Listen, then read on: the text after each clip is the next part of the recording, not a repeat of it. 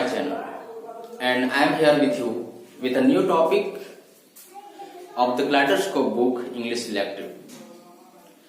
आज हम लोग Kaleidoscope बुक का क्लास 12 का Why the Novel Matter एक बहुत ही इम्पोर्टेंट और इंटरेस्टिंग चैप्टर है और इसके जो राइटर हैं वो है D.H. लॉरेंस।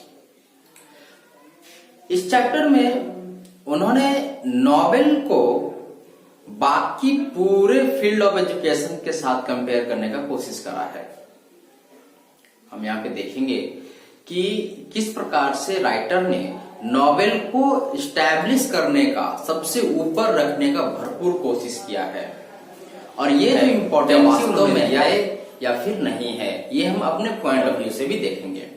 तो चैप्टर को शुरू करने से पहले सबसे पहले हम राइटर्स के बारे में जानेंगे। तो चलिए शुरू करते हैं। D.H. Lawrence was born in a pond mining town. His father was an uneducated miner and mother was a teacher. And couple lived at various times in Italy, Germany, Australia, Tahiti and Mexico as well. D.H. Lawrence का जन्म एक mining शहर में हुआ था जहाँ पे उनके पिता जो थे वो माइनर का काम करते थे और माता जी मदर वाज ए टीचर, माता शिक्षक थी। इन जो कपल हैं, कपल कहने का मतलब ये है कि राइटर और उनकी वाइफ जो है बहुत बार इटली में रहे, जर्मनी में भी रहे, ऑस्ट्रेलिया में, ताहिती और मैक्सिको में भी रहे। His writing reflect revolt against the protism, mediocrity and dehumanisation of industrial society. उनका लिखावट जो है विद्रोह जाहिर करता है किसके खिलाफ? तो प्रोटेनिज्म, मेडियोक्रिटी और डीह्यूमनाइजेशन के प्रति जो है वो विद्रोह का भावना रखता है। किस क्षेत्र में? तो इंडस्ट्रियल सोसाइटी में, औद्योगिक समाज में। He was a famous playwright, writer and author. This essay was printed after 30 years of his death. Here he is telling about the importance of novel. ये जो D.H. लॉरेंस है वो बहुत ही प्रसिद्ध प्लेराइट हैं, राइटर हैं, लेखक हैं, ऑथर भी हैं। And this essay was printed after 30 years। उनके मौत के 30 साल बाद ये एसे को प्रिंट किया गया था, मतलब पब्लिश किया गया था। Here he is telling about the importance of novel. इसमें वो नॉवेल के महत्वपूर्णता को दर्शाने का कोशिश कर रहे हैं। तो अब यहाँ तक राइटर्स के बारे में हो गया। अब हम जानेंगे चैप्टर्स के बारे में। स्टिल मैं आपसे बोलना चाहता हूँ कि आप इस वीडियो को पूरा देखिए, आपको कहीं और जाने का ज़रूरत नहीं पड़ेगा क्योंकि यहाँ पे हर एक टॉपिक को हमने कवर करा है, पॉइंट वाइज बताने का कोशिश किया है। तो ज़्यादा देर न करते हुए चलिए वीडियो शुरू करते हैं। वाई द नॉवेल मैटर एक एसे है जो D.H. लॉरेंस के द्वारा लिखा गया है और ये जो पब्लिश हुआ था वो उनके मृत्यु के 30 साल बाद पब्लिश हुआ था। और इसमें है क्या वो अब हम लोग देखेंगे। तो पहला लाइन हम लोग करते हैं। In the essay why the novel matter, novel try to establish the supremacy of itself over the other field of study like philosopher, religious man, scientist etcetera. Finally essay shows that novel is always greater than other. यहाँ पे कहता है कि इन the एसे में Why the novel matter ऐसे में novel try to establish the supremacy of itself, अपने आप को सबसे ऊपर रखने का कोशिश करता है। किसके तुलना में? All other field of study, पढ़ाई के जितने भी अदर क्षेत्र हैं उसके में अपने आप को ऊपर रखने का भरपूर कोशिश करता है। Like philosopher, religious man and scientist. Finally ऐसे सोच दैट, और अंत में ऐसे दिखाता है कि novel is always greater than other. ये जो नॉवेल है, ये जो उपन्यास है वो सबसे हमेशा ऊपर ही है। तो इम्पोर्टेंट बात क्या है कि here he is telling about the importance of novel. जो राइटर हैं वो नॉवेल के इम्पोर्टेंस को बता रहे हैं। क्या बता रहे हैं कि नॉवेल किस प्रकार से सोचता है। एक राइटर जो नॉवेल को लिखने का कोशिश करता है वो क्या पॉइंट ऑफ व्यू से लिखता है। परसेप्शन ऑफ बीइंग अलाइव, जिंदगी को या अपने आप को जिंदा रहने का जो परसेप्शन है, जो व्यू है वो क्या है। और novel is outcomes of thought process of human mind. Novel जो है एक व्यक्ति के सोचने का उपज है, क्योंकि जब तक व्यक्ति सोचता नहीं है वो कुछ भी नया क्रिएट नहीं कर सकता है। A human being starts thinking and then goes ahead and creates a story. एक ह्यूमन बीइंग सोचना शुरू करता है और वो तब जाकर के आगे वहां पे वो क्रिएट स्टोरी, जो स्टोरी है वो क्रिएट करना शुरू करता है। अब यहाँ पे चैप्टर के शुरुआत में उन्होंने कुछ बातें करी हैं। किस प्रकार की बातें करी हैं कि हम लोग idea, philosophy, spirit, mind and soul, व्यक्ति बहुत सारी चीजों पर बात करना चाहता है और एक्चुअली वो करता भी है। तो कौन किन किन चीजों पे बात चैप्टर के शुरुआत में आगे देखते हैं। राइटर शुरू करते हैं कि we have curious idea of our self. हम हमारे लिए ही बहुत ही अजीब अजीब बात सोचते हैं, बड़ा ही क्यूरियस आइडिया सोचते हैं, अपने लिए लाते हैं। किस प्रकार का आइडिया लाते हैं कि स्पिरिट के बारे में, सोल, माइंड, कि हमारे पास स्पिरिट है, हमारी आत्मा है, हमारे पास दिमाग भी है। और हम लोग इसको कंपेयर करते हैं कि we are living our life, हम अपने जिंदगी को जी लेते हैं और फिर ये जो बॉडी बचती है उसका हमें कोई आवश्यकता नहीं है। Just like that bottle of wine, जो शराब की बोतल होती है उसमें से हम शराब को तो पी लेते हैं, लेकिन हम बॉटल क्या करते हैं, वेस्ट कर देते हैं, फेंक देते हैं, क्योंकि उसको मेरे पास कोई काम नहीं है। तो उन्होंने बॉटल को कंपेयर करा है हमारे टाइम ऑफ लाइफ से, वाइन को कंपेयर करा है टाइम या फिर लाइफ, हमारे समय से या फिर हमारी जिंदगी से। लेकिन इस बॉटल को कंपेयर करा है, इस बॉटल को कंपेयर करा है हमारी बॉडी के साथ, कि जिस प्रकार से हम बॉटल को फेंक देते हैं वैसे ही हम लोग अपने बॉडी को भी जिंदगी जीने के बाद वेस्ट कर देते हैं, समाप्त कर देते हैं, फेंक देते हैं, या फिर इसको हम लोग अपने धार्मिक कार्यों के अनुसार से इसको हम लोग समाप्त करते हैं। तो उन्होंने कहा है कि हमें इस बात से कोई मतलब ही नहीं कि तुम क्या सोचते हो, हमें बस इतना से मतलब है कि मैं जिंदा हूं, बाकी हमारी आत्मा है कि हमारी बॉडी है या फिर क्या है, हमको उससे कोई लेना देना नहीं है। मुझे अपने लिए उतनी सारी बातों को लाने की जरूरत ही नहीं है, बस मुझे इस बात से मतलब है कि मैं जिंदा हूं। और तब वो कहते हैं कि I am alive and this is important, कि मैं जिंदा हूं। ये सब जो तुम भद्दी बातें कर रहे हो कि हमें पास दिमाग है, आत्मा है, उससे हमें कोई मतलब ही नहीं है, मैं जिंदा हूं, ये महत्वपूर्ण है, बाकी जो भी बातें तुम कर रहे हो वो सब वेस्ट है।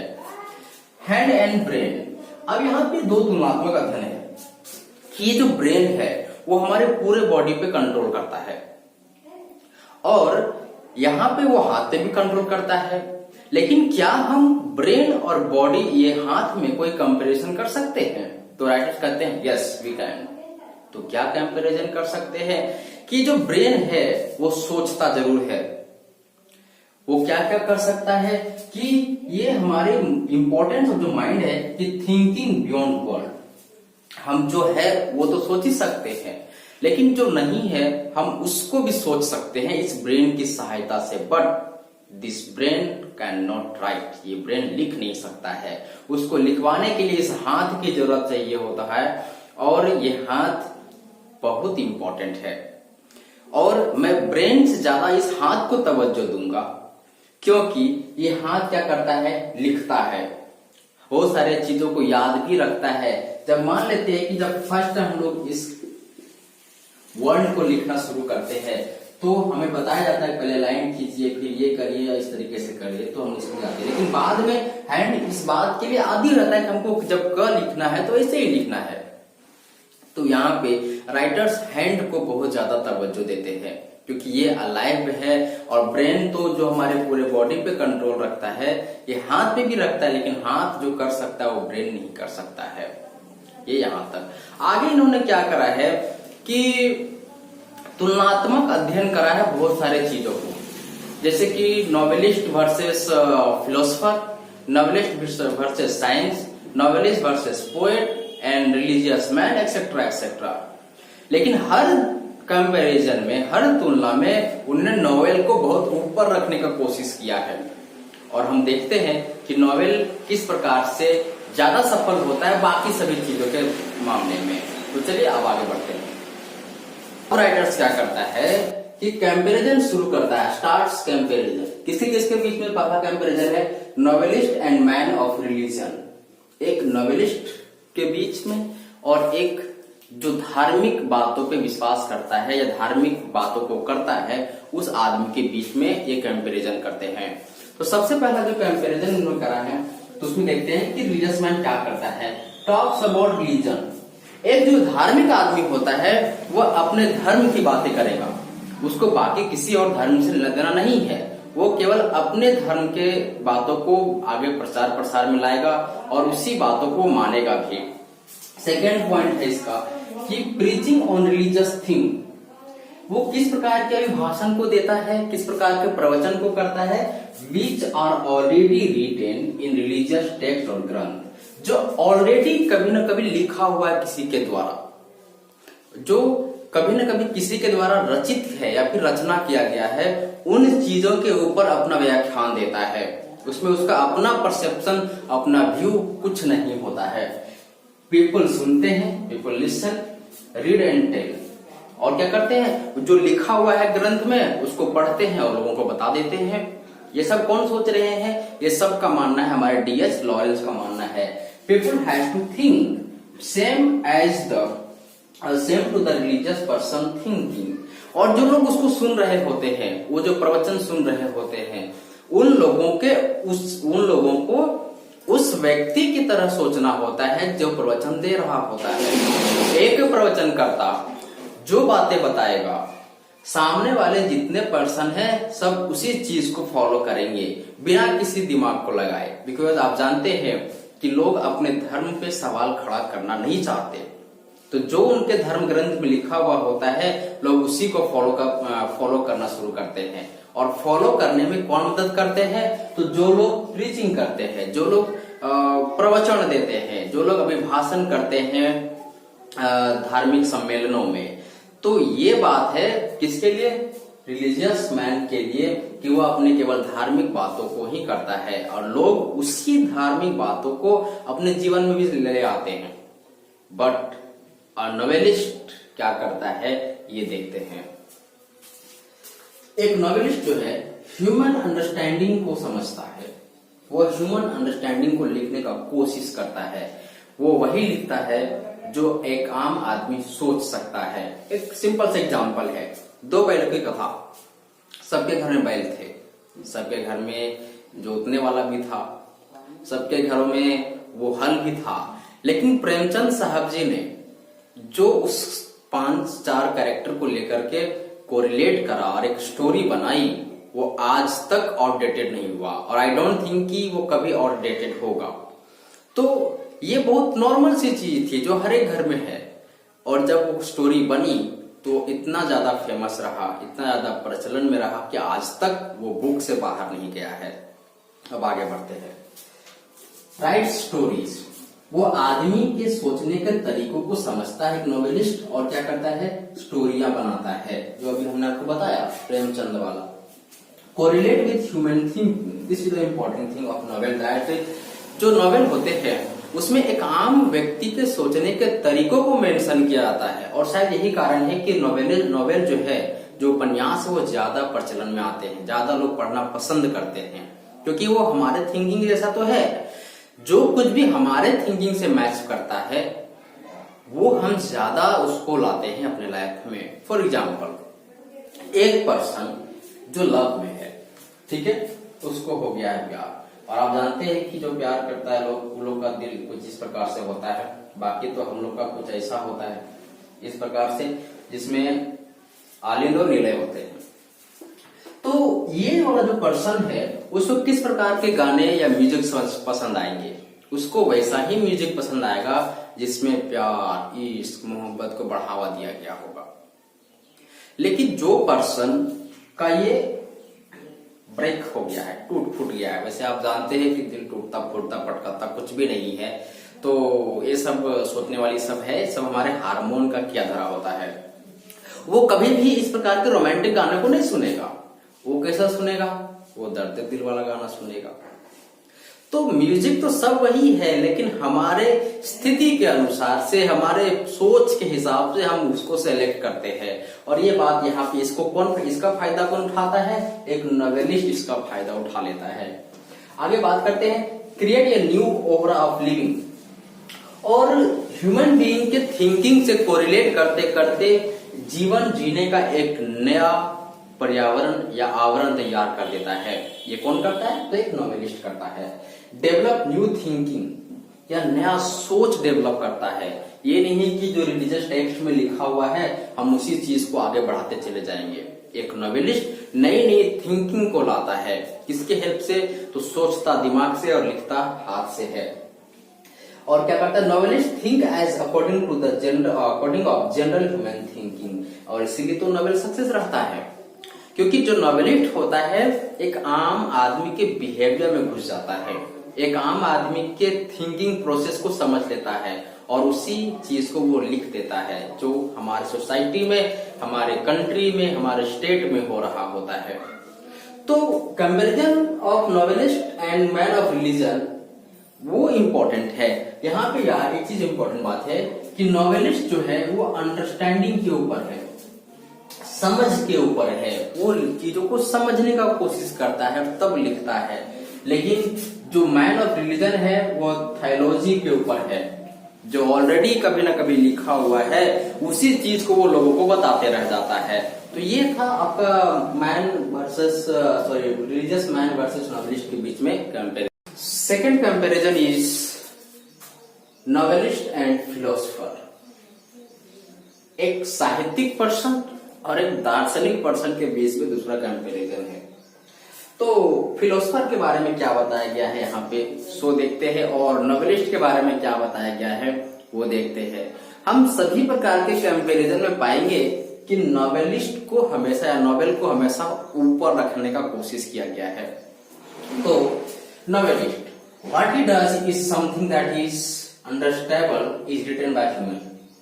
एक नॉवेलिस्ट जो कुछ भी लिखता है, जो कुछ भी करता है, वो ऐसा होता है एक सामान्य से सामान्य पर्सन को वो बात समझ में आ जाती है। और does not talks about impossible. ये इंपॉर्टेंट बात होता है नॉवेलिस्ट का या नॉवेल में कि वो असंभव की कोई बात ही नहीं करता, प्रेजेंट का बात करता है, जो हो सकता है उसका बात करता है। He never talks about which is impossible. A novelist said that all things are possible and he talks in always present time, not in future and not in past। तो वो हमेशा वही बात करता है जो संभव है, इम्पॉसिबल का तो वो असंभव का कोई बात नहीं करता। कौन? तो वो नॉवेलिस्ट जो है वो कभी भी असंभव का बात नहीं करता है। Novel usually something are that taken into the consideration as per the human being. Novel कुछ इस प्रकार का चीज होता है कि वो हरेक व्यक्ति के समझ में घुस जाए, वो हरेक व्यक्ति को समझ में आ जाए कि आखिर ये राइटर क्या समझाना चाहता है। क्योंकि ये लिखते क्या है? ये लिखते हैं हमारे सोसाइटी के सिंपल प्रॉब्लम के बारे में, जो सोसाइटी में घटित हो रहा होता है वैसे चीजों को लिखते हैं, जो किसी पर्सन के साथ हो रहा होता है या फिर कभी होना कभी होगा वैसे चीजों को लिखते हैं। जैसे कि दो बैलों की कथा, बहुत फेमस चीजें हैं। तो ये जो प्लेराइट था प्रेमचंद के द्वारा वो इसीलिए फेमस रहा क्योंकि वो एक आम आदमी के दिनचर्या से मैच कर गया। लेकिन in the second part philosopher, infinite spectrum, he talks about infinite spectrum। what is the meaning of infinite spectrum? मतलब ऐसे ऐसे चीजों में घुस जाते हैं दार्शनिक लोग जहां से एक आम व्यक्ति का सोचना संभव ही नहीं है। तो यहाँ पे कंपैरिजन पहला ये हुआ कि ये वो चीज सोचते हैं जो एक आम आदमी सोचता है, और ये वो सोचता है जो एक आम आदमी सोच ही नहीं सकता है। तो कहीं ना कहीं ये बात जो है वो दोनों में इसको महान बना देता है, नोबेल को महान बना देता है। Second thing is think beyond the general human being thinking. ये आम आदमी के थिंकिंग से परे की बात करता है, ये अनंत की बात करता है, जो संभव नहीं भी है फिलोसोफर उसका भी बात कर देते हैं। तो कहीं ना कहीं दोनों के कंपैरिजन में ज्यादा बेटर कौन हो गया? नोवेलिस्ट या फिर नोवेल ही तो बेटर हुआ। तो यहाँ पे दोनों में हम ये देखें कि ये वो बात करता है जो संभव है और ये वो बात करता है जो संभव नहीं है। ये वो बात करता है जो एक आम आदमी सोचता है, एक आम आदमी करता है, और ये वो बात करता है जो एक आम आदमी सोच ही नहीं सकता, करने की तो दूर की बात है। Then we are watching that in every comparison ज्यादा बेटर कौन हो रहा है, ज्यादा अच्छा किसको दिखाने का कोशिश किया जा रहा है? तो नोवेलिस्ट का। तो इन सारे वजह से ही इनके मृत्यु के 30 साल बाद इस एस्से को रिलीज करना पड़ा या फिर पब्लिश करना पड़ा। Hence we can say that understanding the novel is too easier than understanding the philosophy या philosopher। एक नोवेलिस्ट को समझना, एक नोवेल को समझना बहुत ज्यादा आसान होता है इन द कंपैरिजन ऑफ एक फिलोसफर या उसके द्वारा लिखे गए फिलोसफी को। The next comparison is novelist and scientist. अब दूसरा जो कंपैरिजन यहाँ पे अगला कंपैरिजन किया गया है वो है नोवेलिस्ट वर्सेस साइंटिस्ट के बीच में। तो नोवेलिस्ट क्या करते हैं कि he studied and play with live things। वो जीवित चीजों पर अध्ययन करते हैं और उसी के साथ वो लिखते भी, उसी के ऊपर लिखना भी चाहते हैं। He creates the life story। और वो क्या करता है, एक नोवेलिस्ट क्या करता है, वो लाइफ स्टोरी को, जीवंत कहानियों को बनाने का कोशिश करता है। जो क्या करेगा, the story which makes you feel that you are a part of it and connect with you in life more. एक ऐसा स्टोरी बनाएगा जिसमें लगेगा कि नहीं हम भी तो इसी कहानी के पार्ट हैं, अरे नहीं ये तो कहानी मेरे ऊपर लिखा गया है। और हम लोग क्या करते हैं, जीवंत अवस्था में अपने आप को उस स्टोरी का पार्ट समझ लेते हैं और हमको लगता है कि अरे भाई ये तो मेरे ऊपर लिखा है। और यही कारण है कि नॉवेलिस्ट लोग ज्यादा चलते हैं। हम उसी फिल्म को देखना ज्यादा पसंद करते हैं, हम उसी व्यक्ति के साथ ज्यादा रहना पसंद करते हैं जो मेरे सोचने के हिसाब से होता है। हमने अभी कुछ देर पहले आपको म्यूजिक का एग्जाम्पल दिया था। हम उस म्यूजिक को सुनना ज्यादा पसंद करेंगे जिस स्थिति में हम खुद होते हैं। अगर हम भक्तिमय स्थिति में तो हम भक्ति गाना सुनना पसंद करेंगे, लेकिन अगर दिल टूटने फूटने पटकाने वाली स्थिति में है तो पक्का है कि दर्द दिल वाला गाना ही सुनना होगा। लेकिन अगर हम प्यार में हैं, इमोशन में भरे पड़े हैं, तो फिर रोमांटिक गाने ही चलेंगे। ये नॉवेलिस्ट का हुआ। अब आते हैं साइंटिस्ट लोग क्या करते हैं। आप जानते हो कि साइंस जो है क्या, क्यों, कैसे पे टिका हुआ है। तो they enjoy studied about things. Scientist क्या करते हैं, चीजों पर अध्ययन करने में ही अपने आप में वो आनंदमय हो जाते हैं। दे रिसर्च अपॉन देयर स्टडी। और वो उन स्टडी के ऊपर क्या करते हैं, खोजबीन करना शुरू कर देते हैं कि हमारी जो स्टडी रही वो कितना सही है। They look ahead to see what is happening and why. वो इस चीजों में ज्यादा इंटरेस्ट रखते हैं कि जो कुछ हो रहा है वो क्यों हो रहा है, और अगर हो रहा है तो फिर कैसे हो रहा है। ये साइंटिस्ट लोग करते हैं। आगे है, they examined about non living things. वो क्या करते हैं, उन चीजों पर जो अब अभी जिंदा है ही नहीं उसके ऊपर रिसर्च करते हैं कि क्या हम इस चीज को जिंदा कर सकते हैं। आप जानते हो कि इंग्लैंड के एक साइंटिस्ट हैं, उन्होंने आदमी बनाने का ठेका लेके रखा है।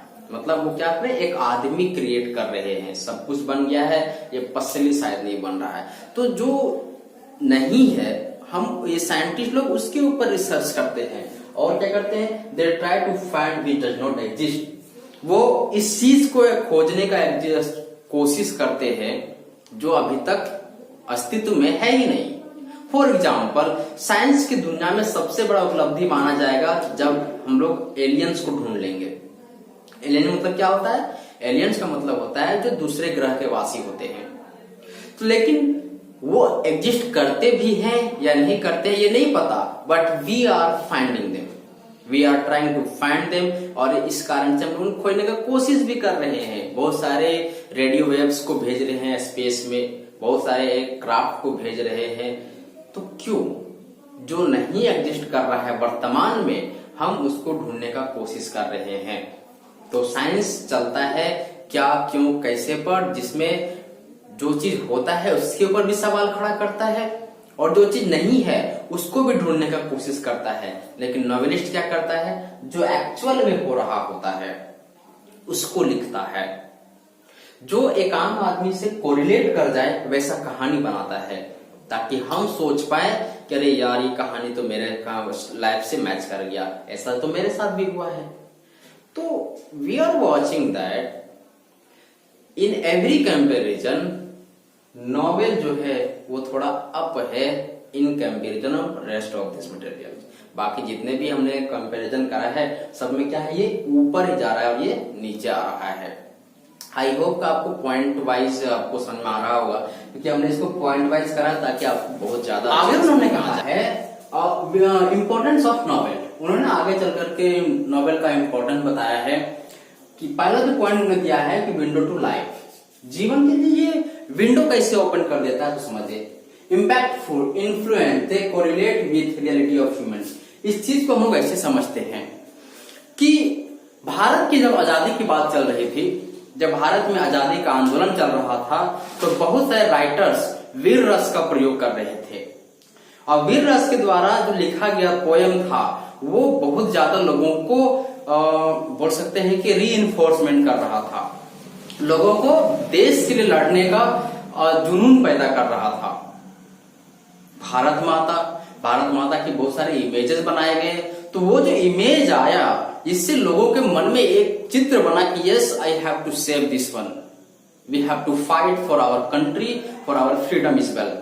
तो ये बात हुआ कि and they correlate with reality of human, और उन्होंने क्या उस फिगर के नीचे लिखा रहता था कि भारत माता की जो स्मिता है वो खतरे में है, भारत माता जंजीर में है। इससे दिमाग पे जोर पड़ता था कि नहीं, हमें तो इसको रिलीज करना होगा, हमें अपने भारत माता को आजाद करवाना होगा।